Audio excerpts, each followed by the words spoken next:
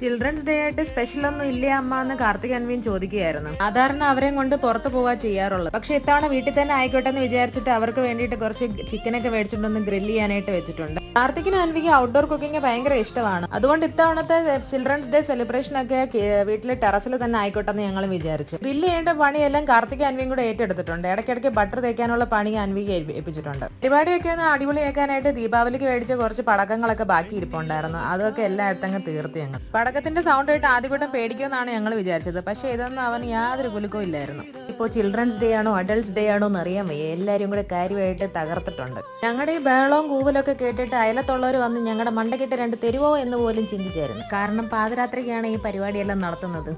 എന്റെ ചെടികളുടെ ഒക്കെ ഇടയിലായിരുന്നു കാർത്തികിന്റെ പടക്കം പൊട്ടിയത്. ചെടികൾക്ക് വല്ലതും പറ്റുമോ എന്നായിരുന്നു എന്റെ ടെൻഷൻ, അല്ലാതെ എന്റെ മോനല്ല. നല്ല സ്നേഹനിധിയായ അമ്മ. പാട്ടും ഡാൻസും ഒക്കെ ആയിട്ട് ഞങ്ങൾ അടിച്ച് പൊളിച്ച് ഇങ്ങനെ ദീപാവലിക്ക് പോലും ഞങ്ങൾ ഇങ്ങനെ ആഘോഷിച്ചിട്ടില്ലായിരുന്നു. എല്ലാവർക്കും ഒന്ന് പ്രായം കുറഞ്ഞതുപോലെ.